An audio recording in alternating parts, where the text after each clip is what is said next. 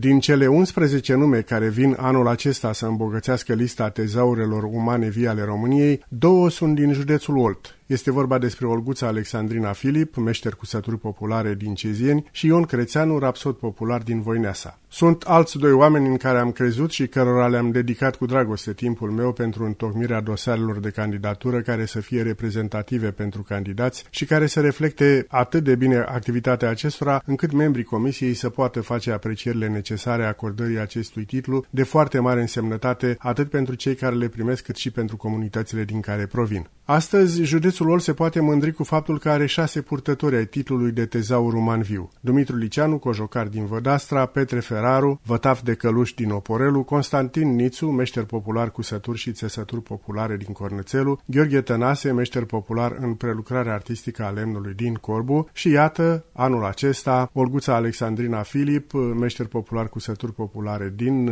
Cezieni și Ion Crețeanu, rapsod popular din Voineasa. Eu nu pot decât să-i felicit atât pe mai vechi cât și pe mai noi purtători ai acestui titlu și să mulțumesc membrilor comisiei pentru recunoașterea calităților acestor oameni excepționali în meșteșugul lor.